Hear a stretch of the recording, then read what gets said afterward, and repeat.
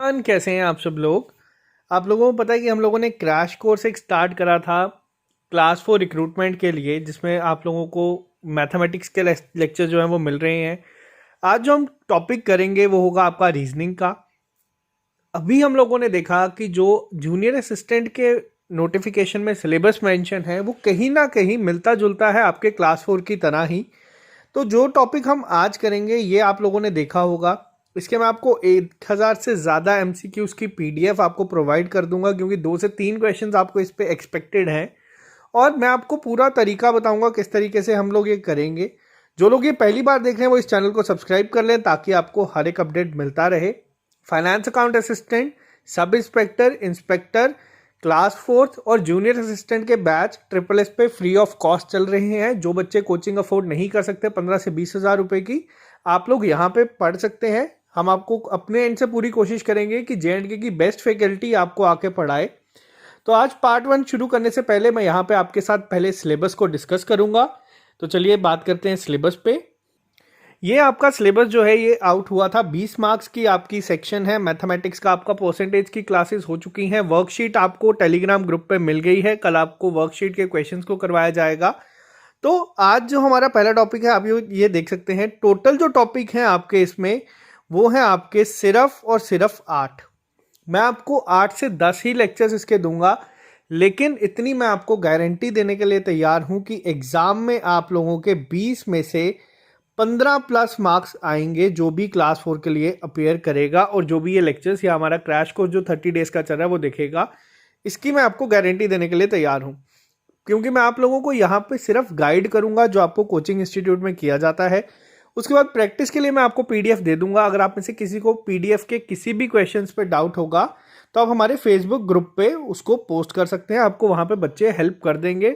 तो चलिए स्टार्ट करते हैं। बिल्कुल बेसिक से शुरू करेंगे आज का लेक्चर। हम कोई भी चीज़ पढ़ने से पहले हमें उसके बारे में पता होना चाहिए कि ये होती क्या है। एनालॉजीज के बारे में आप लोगों ने बहुत जगह पे देखा होगा। बहुत ही ईजी टॉपिक है। आप लोगों को मैं 2 तरीके बताऊंगा इसको करने के। देखिए, सबसे पहली चीज़, इसे कहा क्या जाता है या ये होती क्या है।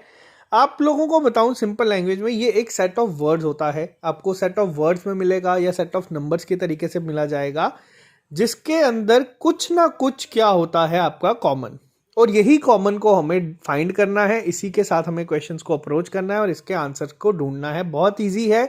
अगर आप लोग इसको सिंपल तरीके से करेंगे तो ज़्यादा आपको इसमें अपना दिमाग नहीं लगाना है। कोशिश करनी है, अगर आपको ये 50 से 60 सेकंड के बीच में स्ट्राइक करती है चीज़, आप इसको अटेम्प्ट करें। अगर आपको ये स्ट्राइक नहीं करती तो आप इसको छोड़ के बाकी पेपर को अपने अटेम्प्ट करें। वो हम जब प्रैक्टिस सेट लेके आएंगे तब मैं आपको वो चीज़ें सिखाने की कोशिश करूँगा किस तरीके से पेपर को अप्रोच किया जाता है, क्योंकि आने को ये बहुत ईजी आ सकती है या फिर इसका लेवल टफ किया जा सकता है। मैं आपको और आसान तरीके से बताऊँगा। इसकी एक एग्जाम्पल यहाँ पर मैंने ली है। हमें क्या करना है, इस तरीके से एग्जाम में दिया होगा क्वेश्चन की फॉर्म में। ग्रास किसके तरह है, ग्रीन। यानी कि जो पहले 2 वर्ड हैं हमें दिए यहाँ पे, हमें इनके बीच में ही रिलेशन को फाइंड करना है कि किस सेंस में इस चीज़ को कहा गया है, और नेक्स्ट वाले पे हमें उसका फाइंड करना है। ये हमें एग्जाम में क्वेश्चन पूछा जाता है। अब ये रिलेशनशिप किसी भी तरीके से हो सकता है अपोजिट वर्ड हो सकता है इनके बीच में कोई आपस में लिंक हो, किसी फंक्शन के बारे में बात की हो। जैसे अब यहाँ पे अगर मैं एग्जांपल में बताऊं, हमें क्या ढूंढना है, यहाँ पे क्लू को फाइंड करना है कि क्या चीज़ को कहा गया है। जैसे कि कहा गया है ग्रास के क्या लिंक है, ग्रीन। अब यहाँ पे चीज़ को हमें समझनी है, पहले आराम से ध्यान से देखना है चीज़ों को। ग्रास और ग्रीन के बीच में क्या लिंक है, अभी तक सबको स्ट्राइक कर गया होगा। जो ग्रास का कलर है वो क्या होता है हमारा, वो होता है ग्रीन। तो यहाँ पे जो इनके बीच का रिलेशन है या इनके बीच का जो लिंक है, जिस तरीके से इनको बनाया गया है, कॉमन चीज़ जो हमने ढूंढी है, उसी के साथ ही हमें अप्रोच करना है स्काई को। तो यहाँ पे हम लोगों को पता है स्काई का कलर क्या होता है, स्काई का कलर होता है ब्लू। तो सिंपल ये आपको रिलेशन फाइंड करना है। अब ज़रूरी नहीं है आपको कलर के बेस में पूछा जाए, ज़रूरी नहीं है आपको वर्ड्स में दिया जाए, आपको नंबर्स में भी दिया जाएगा। तो किस तरीके से चीज़ें आती हैं मैं आपको एक बारी पहले वो भी समझा देता हूँ। आज हम सिर्फ एक ओवरव्यू लेंगे, 7 से 12 तक एग्जाम्पल्स हम करेंगे। फिर मैं एक आपके लिए सिर्फ लाऊंगा जिसमें मैं आपको 50 क्वेश्चंस कराऊंगा हर एक टाइप के। एग्जाम से पहले आप लोग पूरे इस एग्जाम से इस सेक्शन में ये जो 2 से 3 क्वेश्चन आएंगे आप लोग आसानी से अटेम्प्ट करके आएंगे। अब सिनोनियम एंटोनियम्स होते हैं। रीजन जैसे आपको अगर दिया होगा आइस क्या है आपकी कोल्ड, इस तरीके से आपको दे दिया जाएगा। फायर क्या है आपकी, तो आपको यहां पे दिख जाएंगी चीजें, सेम लिंक करके आपको दिया जा सकता है पेपर में। फंक्शन ऑफ थिंग्स हो सकती है, जैसे अगर हम बोलें आई क्या करती है हमारी, इस तरीके से दिया जाएगा साइट यानी कि देखती है। वहीं आपको लिख दिया जाएगा हैंड क्या करता है, तो आपको इनके बीच में लिंक फाइंड करके इनके बीच का लिंक निकालना है। काफी इजी टॉपिक है। कैरेक्टरिस्टिक्स हो सकती है चीजों की, या फिर यहां पे ये पूछा इस तरीके से दिया जा सकता है कार रोड, और आपसे पूछा जा सकता है इस तरीके से बना के बोट क्या। अब यहां पे हमें बेसिकली क्लू फाइंड करना है इन दो के बीच में, हमें इन दोनों के बीच में लिंक फाइंड करना है कि क्या चीज है जिसके बारे में बात की गई है, और इसी के अप्रोच से हमें इनके बीच में लिंक को फाइंड करना है। अब कार अगर रोड पे है, यहां से दोनों वर्ड्स को देख के हमें समझ आ जाता है कि कार जो हमारी कार है वो कहाँ चलती है, वो रोड पे चलती है। तो यहां से जो है बोट, यहां पे आपको ऑप्शन इसी तरीके से दिए होंगे, एयर, वाटर, माउंटेन, इस तरीके से दिया होगा। तो यहाँ पे काफ़ी इजी रहता है, आप लोगों को बस ध्यान से चीज़ों को रीड करना है। इनके बीच में जो आपके ये दो स्टार्टिंग के हैं, इनके बीच में आपको क्या करना है, इनके बीच में आपको रिलेशन को फाइंड करना है। क्या है, प्रोडक्ट टू थिंग होता है। अब हम बात करेंगे थोड़ा सा और डिटेल में। एनालॉजीज बेसिकली कितने टाइप की होती है, किस तरीके से पूछी जा सकती है, ये आपकी 2 तरीके से एग्जाम में आपको दिखेगी। एक आपकी वर्ड एनालॉजी होगी, 1 से 2 क्वेश्चन आप मान के चल सकते हैं इस पे होंगे, और 1 से 2 क्वेश्चन आपके नंबर एनालॉजी पे भी होंगे। अब चीजें किस तरीके से हमारे सामने आती है एग्जाम में। वर्ड एनालॉजी बेसिकली होगा क्या, जो मैंने अभी आपको बताया, कार इज टू ट्रैक या बोट इज टू वाटर, तो वैसे ही यहाँ पे आपको नंबर एनालॉजी में क्या होगा, नंबर एनालॉजी में हो सकता है आपको यहाँ पे दिया हो, मान लीजिए 2:4, और यहां पे दिख दिया हो 6:। ऑप्शंस आप इस तरीके से बना के दिए हो आपको पेपर में, 18, 36, 72, या फिर आप कह ले 48 फॉर एग्जाम्पल। अब हमें देखना है 2 और 4 के बीच में ऐसा क्या रिलेशन है जो हमारा 6 और उसके बीच में निकले। अब यहां पे अगर हम देखें तो 2 का स्क्वायर क्या होता है, ये आपको मैथमेटिक्स की क्लास में सर ने बताया था। सिंपल सी चीजें याद रखनी है कहीं, वही आपकी नंबर एनालॉजी में भी हेल्प करेगी। 4, और अगर हम बात करें 6 का स्क्वायर क्या होता है, तो ये होता है आपका 36। तो आपको सिंपल आंसर मार्क कर देना है, ज्यादा सोचने की आपको जरूरत नहीं है इसमें। अभी मैं आपको ये भी करवाऊंगा। और वर्ड एनालॉजी में कई बार क्या चीजें आती है जो आपके सिलेबस में एक अलग सा टॉपिक है। यहाँ पे आप लोग अब देख सकते हैं, यहाँ पे आपको एक टॉपिक दिया गया है अलग से, कोडिंग डिकोडिंग। ये मैं आपको एक अलग से जब लेक्चर करवाऊंगा, कई बार इन दोनों को मिला के क्वेश्चन आपको एग्जाम में पूछा जाएगा, और आपको दोनों को आंसर ध्यान से करना है। बहुत इजी है रीजनिंग सेक्शन बेसिक रीजनिंग है आपकी, बेसिक बिल्कुल आएगी। रिलेशनशिप में आपके ब्लड रिलेशन आ जाते हैं, ये मैं आपको करवा दूंगा, आपको ज़्यादा घबराने की ज़रूरत नहीं है। बहुत ईजी सेक्शन है, जो भी बच्चे इस एग्ज़ाम के लिए कर रहे हैं, इस सेक्शन में तो मैं आपको पूरे के पूरे मार्क्स दिलवा दूंगा। मैथ आपको शुभम सर करवा रहे हैं, हम दोनों की कोशिश रहेगी, और जल्दी ही मैं आपकी जीके की क्लासेस भी स्टार्ट कर दूंगा, जब आपका रीजनिंग के 7 से 8 लेक्चर हो जाएगा। अब हम करेंगे थोड़ी सी प्रैक्टिस, और मैं आपको बताऊंगा कि किस तरीके से इन क्वेश्चंस को करते हैं अप्रोच। तो चलिए अब सीधा क्वेश्चंस पे आते हैं। अब यहाँ पे आपके सामने है 4 क्वेश्चंस। मैंने आपको अभी जो चीज़ समझाई है हम उसको ही फॉलो करेंगे आज। बिल्कुल मैं ज़्यादा आपको डिटेल में सिर्फ समझाऊंगा, प्रैक्टिस जब मैं आपकी कराऊंगा आपको हर एक एंगल से सोचना सिखाऊंगा। तो आज अभी हम बात करेंगे यहाँ पे पहले टॉपिक की, क्वेश्चन नंबर 1 की। हाउस को रिलेट किया गया है रूम के साथ।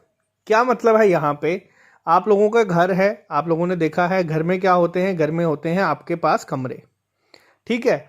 वैसे ही हमें रिलेट करना है वर्ल्ड को किसके साथ, अभी तक। अब आप देखें यहाँ पे क्या क्या वर्ल्ड में लैंड होती है, अगर हम इन दोनों को कंपेयर करें तो सन, एयर और नेशन। एक घर को डिवाइड किया गया है किसमें, कमरों में, यानी कि रिलेशन जो निकला है घर और कमरों का वो ये है। और दुनिया को डिवाइड किया गया है किसमें, वो है आपका नेशन। काफी इजी है, अभी तक आई होप आप लोगों ने आंसर दे दिया होगा। बच्चों को इजी से शुरू करूंगा मैं, चीज़ें जितनी ज़्यादा टफ तक जा सकती हैं क्लास 4 के कंपैरिजन में या जूनियर असिस्टेंट के कंपैरिजन में, उतना कवर करने की हम कोशिश करेंगे। बात करते हैं सेकंड पे, स्मोक यानी कि धुआं। इससे क्या होता है आपका पॉल्यूशन। अब ये चीज़ तो सामने देख के ही आप लोगों को स्ट्राइक कर गई होगी, क्या रिलेशन है स्मोक और पॉल्यूशन में। स्मोक की वजह से पॉल्यूशन होता है और वॉर यानी कि जंग की वजह से क्या होता है, जंग की वजह से विक्ट्री होती है, ठीक है होती है। कोई अगर दो लोग आपस में जंग करेंगे कोई एक जीतेगा। लेकिन अब यहाँ पे जो हमें चीज़ देखनी है वो ये देखनी है, क्या स्मोक के साथ जो चीज़ इन्होंने बोली है। अब स्मोक दो तरीके के होते हैं, कई बार आपने देखा होगा मच्छर मारने के लिए भी आपके घरों के बाहर स्मोक किया ये आते हैं, धुआं करते हैं। लेकिन यहाँ पे जो रिलेशन है स्मोक और पोल्यूशन का, वो किस में है, वो नेगेटिव फॉर्म में है। यानी कि उसकी कोई एक कमी को रिलेट किया गया है। स्मोक से पोल्यूशन होता है, तो वॉर से विक्ट्री यहाँ पे आपका आंसर नहीं होगा। वॉर से पीस यानी कि शांति, वापस से ये चीज हमने देखनी है, नेगेटिव चाहिए, नहीं होता। आंसर होगा इसका ऑप्शन नंबर डी, यानी कि डिस्ट्रक्शन। वॉर से क्या होती है आपकी डिस्ट्रक्शन। आई होप आप लोगों को ये चीज क्लियर हुई होगी, क्या क्या चीजों का ध्यान रखते हैं। अब बात करते हैं क्वेश्चन नंबर 3 पे, इंक और पेन। अब ये क्या रिलेशन है, अब इसे हमें थोड़ा सा ध्यान से समझना है। पेन और इंक के बीच में क्या रिलेशन है। पहली चीज आपको पता है, आप लोगों के पास पेन है, अभी भी आपके हाथ में पेन पकड़ा होगा आपने। पेन के अंदर क्या होती है, इंक। लेकिन अब यहां पे क्या है, इंक का रिलेशन है पेन के साथ। इंक कहां पे होती है, पेन के अंदर। ब्लड कहां पे होता है आपका, आपको यही सिंपल सी अप्रोच को चलाना है। ब्लड कहां पे होता है, तो ये होता है आपकी वेन में, यानी कि जो आपकी नसें हैं उनमें। तो आई होप आपको ये क्लियर हुआ होगा। इसमें एक्सीडेंट, डॉक्टर, कई ऑप्शंस आपको लगेंगे देख के कि हाँ हो सकते हैं, बट आपको थोड़ा सा आसानी से इसे करना है। बहुत इजी टॉपिक है ये।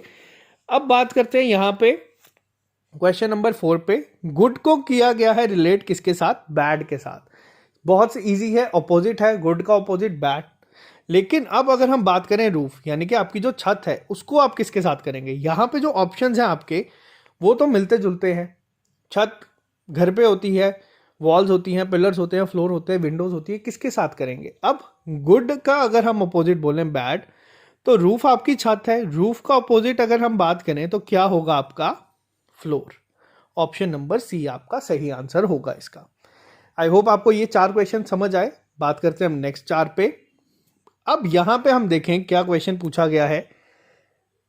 अब थोड़ा सा लेवल जो है वो मैंने अच्छा किया है, थोड़ा सा आपको सोचना पड़ेगा। पहला क्या कहा गया है, डिटेक्टिव का किसके साथ है रिलेशन, इन्फॉर्मर के साथ।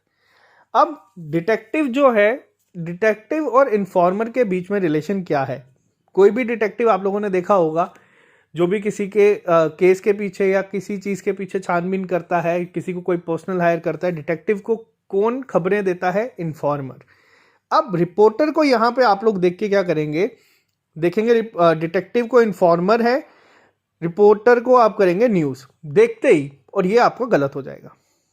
क्यों, डिटेक्टिव को खबरें कौन देता है, इन्फॉर्मर, और रिपोर्टर को कौन देता है, वो देते हैं सोर्स। तो इसको याद रखिएगा, ये ट्रिकी क्वेश्चंस आ जाते हैं। अगर आपको जल्दबाजी नहीं करनी, पेपर में आपके पास टाइम बहुत ज़्यादा होगा, आराम से सोचना है। अगर कोई चीज़ का लॉजिक नहीं स्ट्राइक करता तो आपको उसको स्किप कर देना है, फिलहाल के लिए सर्कल कर देना अपने पेपर पे, आगे चले जाना, बाकी पेपर अटेम्प्ट करना। जब आप लोग पेपर कर चुके होंगे, ये अपने आप आपको सारे के सारे लॉजिक एग्जाम से 5 मिनट पहले जब खत्म होने के सब स्ट्राइक करेंगे। बैठ के टाइम वेस्ट मत करना। अब यहां पे क्या है, क्वेश्चन आपको इस फॉर्म में भी पूछा जाता है, thunder is equal to rain, यानी कि जब बिजली चमकती है बारिश होती है। लेकिन अब यहां पे आपको रिलेशन क्या फाइंड करना है, किसका रिलेशन होगा नाइट के साथ, ये पूछा गया है। अब ये आपको देख के बताना है किसके बाद। अब यहां पे मैंने आपको बोला बिजली चमकती है, फिर क्या होता है, बारिश। मतलब कोई एक चीज ऐसी बोली है जो उसके तुरंत बात होती है, थंडर और रेन का अगर हम बात करें। तो अब यहां पे जो कंफ्यूजिंग होगा, नाइट, ये तो दिन के बाद भी होती है, शाम के बाद भी होती है, रात के बाद भी होती है। तो इसमें से आंसर क्या आप अपना सिलेक्ट करेंगे। तो जो वर्ड आएगा यहां पे वो होगा आपका डस्क।